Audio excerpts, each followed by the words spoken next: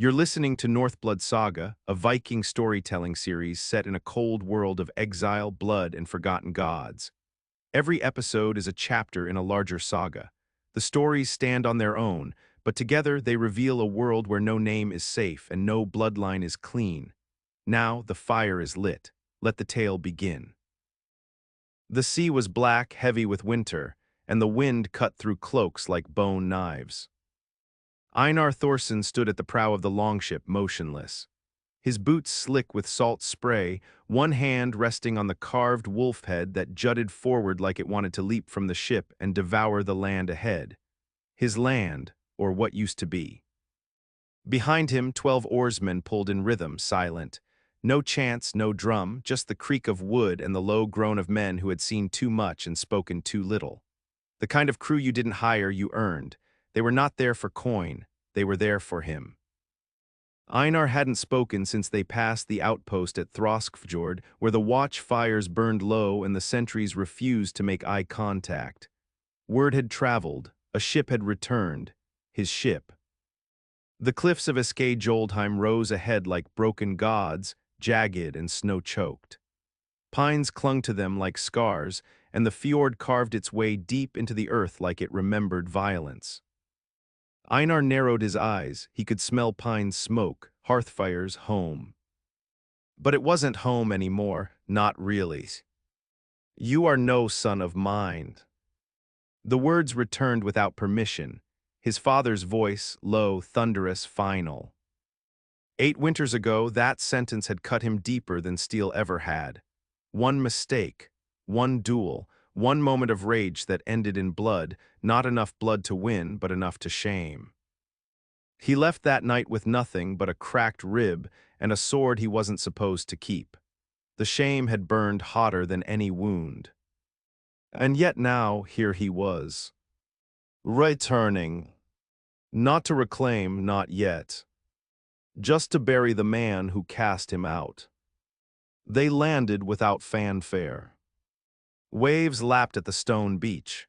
The wind carried no welcome. 3 guards stood waiting at the end of the path into the village. Spears crossed. One of them, a grizzled man with frost in his beard and a long scar down one cheek, stepped forward. Thorsen. Ragnar, Einar said, recognizing him.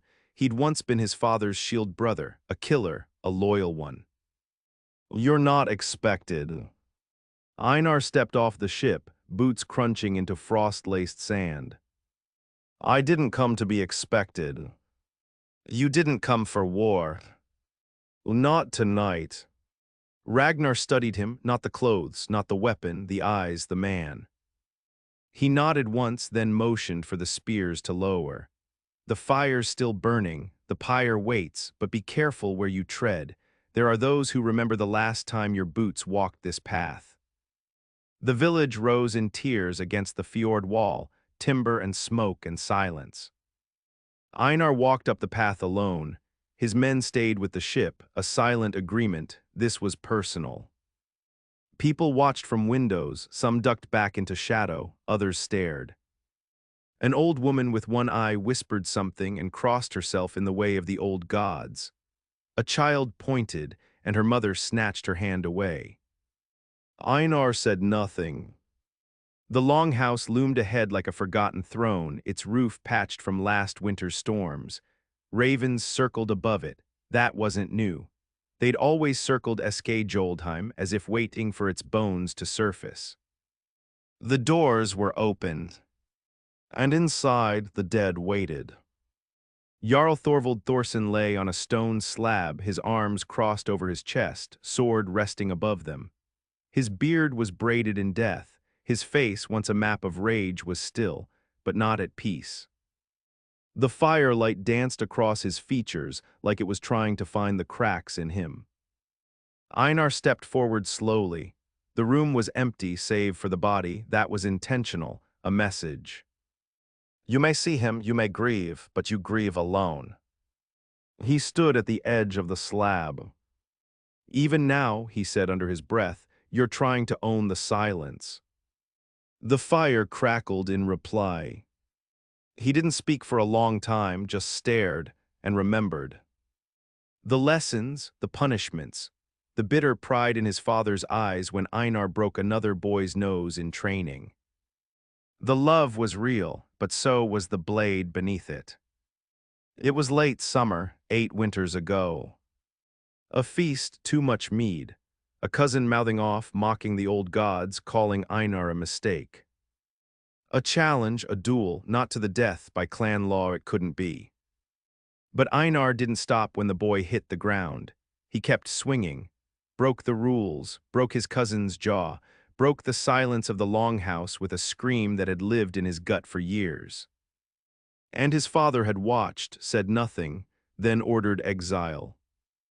If you don't know the line, you don't belong in the blood.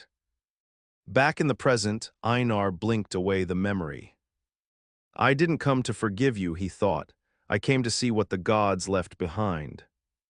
He turned to leave and nearly ran into her. She stood in the doorway, arms folded, wearing dark leather and a green fur cloak clasped at her collarbone. Her eyes were steel, her face unreadable. Astrid, he said. Einar.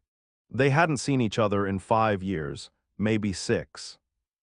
She hadn't changed, she never did, always the stillest fire in the room. Oh, you came, she said. I buried worse things in my life than him, he replied. She raised a brow, you planning to stay. I came for the fire, not the throne. Good, because the throne isn't yours. He nodded slowly, and yet you came to meet me. Astrid stepped inside, letting the firelight catch her features. Because whatever you're planning, she said, this land doesn't need another man trying to make it bleed. Einar smiled faintly. Then you shouldn't have let the wolf back in. The pyre was already built, high and dry above the village, looking down on the fjord like a watchtower of flame waiting to happen. By the time Einar climbed the path to it, the wind had picked up. Snowflakes spiraled like ash in reverse, and the sky had turned the color of cold iron. The body was already set, wrapped in a shroud of bare fur, sword in hand, runes carved into the wood beneath him. There was no priest, no skald, no god-man. Just a gathering of people who feared the dead more than they loved him. Einar stood at the edge of the pyre as the others formed a loose semicircle behind him. Clan warriors, old elders wrapped in wool, women with knives at their belts, children peeking through elbows. None stood beside him. No one offered a torch. No one spoke. So he did. I'm not the man my father wanted me to be. He said it flatly, loud enough to cut through the wind. I'm not the son he believed in. I didn't kneel when I should have. I didn't stay silent when I was told to. I was faster with a blade than with patience, and it cost me everything. He looked down at the body. The storm above seemed to hold its breath. But I am the blood he left behind, whether he wanted me or not. A pause long bare. I won't curse him, not here, not now. The gods are watching. He stepped forward, pulled the flint from his belt, struck the torch. Flames bloomed orange and hungry. Then he set his father's pyre on fire. The flames spread fast. The dry wood hissed, the fur crackled, and smoke coiled into the sky like a spirit trying to escape. Someone behind him snorted. Einar turned, slow and steady. A tall man stepped forward from the crowd, broad-shouldered, braided beard, and a chest full of furs and pride. Auric, his father's former second-in-command. No crown for a son who ran, Auric said loud enough for everyone to hear. Einar didn't blink, no loyalty for a man who stayed. Auric's eyes flared. You came for the ashes, not the seat, then leave with them. I will, but not before I see what's festering here. You think you're still owed something. I think the North remembers what men like you forget. Fear keeps order, but respect builds thrones. Auric took a step forward, but Astrid was already between them. Enough. She didn't raise her voice, but it cut sharper than any blade. He came to bury his father. Let him, there's a time for knives, it isn't tonight. The crowd began to disperse uneasily. Einar stepped back, letting the flames crackle in silence. Astrid stayed beside him. You handled that well, she said, watching the smoke. I wasn't trying to. She didn't smile, but something in her face softened. He's been poisoning minds since before the old man died. Auric thinks the clan should have passed to him. And you stopped that. I told the council what they needed to hear, not what they wanted. Which was, that strength is no longer about who swings the axe the hardest. It's who sees what's coming. Einar gave a dry laugh, and what is coming, Astrid? She looked toward the woods, toward the deep dark past the village. I don't know, she said, but the gods are quiet, and the land is. That night, Einar was given a cot in the old goat shed, technically inside the longhouse grounds, but barely.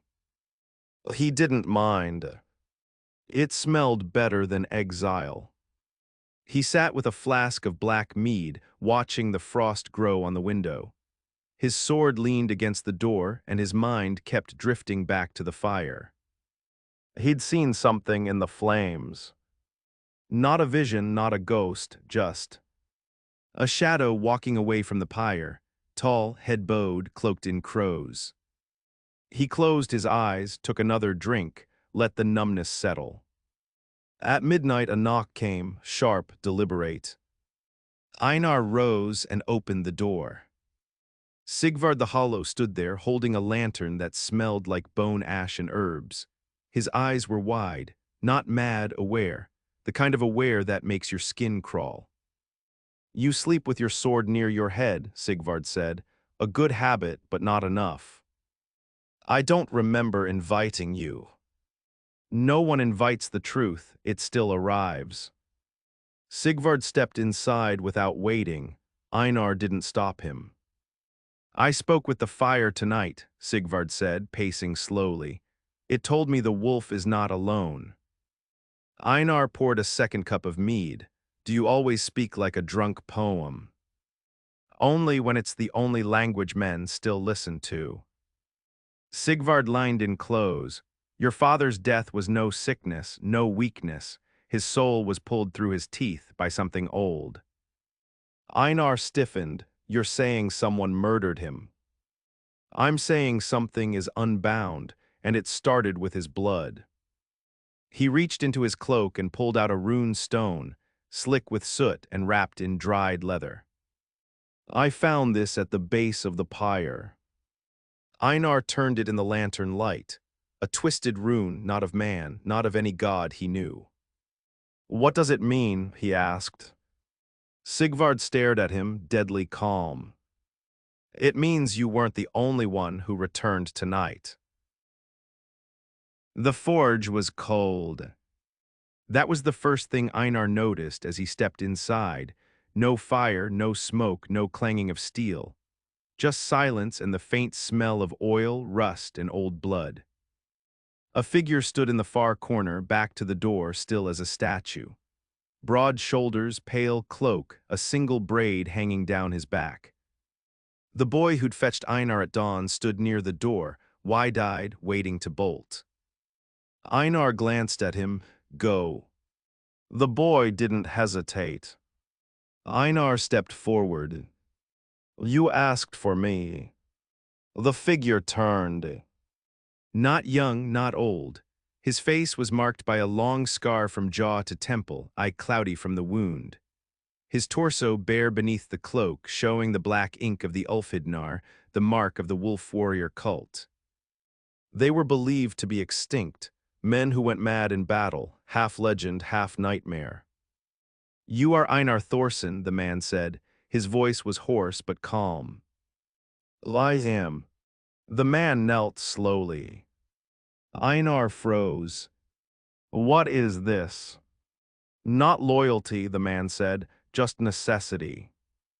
He rose, reached into his cloak, and pulled out a twisted necklace, a small fang carved from stone, the same shape as the rune Sigvard had shown him. "We are being hunted." The man's name was Skari. He claimed to be one of the last true Ulfhidnar, cast out from the eastern wilds after the fall of their bloodmoot. He'd come across the mountains on foot, tracked by something he refused to name. "When your father was still breathing, he sent word to the east," Skari said. "He believed something had woken in the woods, something older than gods." Einar's eyes narrowed. "My father didn't believe in anything but power." "He believed in fear," Skari said, "and fear always points to something." He stepped to the forge table, unwrapping a bundle of cloth. Inside, bones, burnt and blackened, arranged into a crude symbol. This was found outside a village 2 weeks east of here. Everyone gone, not a drop of blood spilled, just silence, doors still locked, food still warm. "You expect me to believe this?" "I don't care what you believe. I only came because your name was spoken." Einar's blood went cold. "By who?" "The last skald of Halorvik. Before he cut out his tongue, he wrote one word on the floor." Skari stepped forward. "Northblood." That night sleep came hard. When it did, it came laced with fire. Einar stood in a burning forest, trees screaming like dying men. Ash fell like snow. And ahead of him, a massive wolf made of smoke and ember stared back, its eyes like boiling coal. "The crown you seek is cursed." The voice was not his. It was in him, around him, through him. "The blood you carry is not the first, and it will not be the last." The wolf turned, disappearing into the flames. And behind it, a child screamed. Einar woke with a shout, drenched in sweat, breath heaving like a hunted man. He didn't sleep again. By morning, Skari was gone. No one saw him leave, no one saw him enter. The forge was still cold, but the bones were gone. Einar walked to the longhouse, not bothering with breakfast. His cloak was soaked in frost. His fingers twitched toward the hilt of his sword more than once. Inside, Astrid waited at the table, armor strapped on, eyes dark. "You felt it too," she said before he even spoke. He nodded. "Something is moving." There was a raid south of here. Whole camp vanished. No tracks. Just a raven nailed to a tree with a rune carved into its chest. "A same symbol." Astrid nodded. They stood in silence a long time. Then she spoke. "I don't want you here, but I think I need you here." "That's the closest thing to an apology I'll get, isn't it?" She looked at him. "No," she said, "the closest thing is not killing you in your sleep." Well, he smirked. "Fair enough." At dusk, Sigvard stood on the cliffs, robes whipping in the wind, eyes closed. He whispered in a tongue no one alive remembered. Behind him, a black raven circled once, twice, then dove toward the forest. The seer opened his eyes. "The frost is cracking," he whispered, "and the north remembers." Next time on Northblood Saga. An ancient ruin calls to Einar from deep within the forest. A secret kept by his father refuses to stay buried, and a blade older than the clan waits to be claimed. This tale ends, but the saga continues. If the gods are quiet, listen closer, because the North remembers. This is Northblood Saga. Until next time, hold your blade close.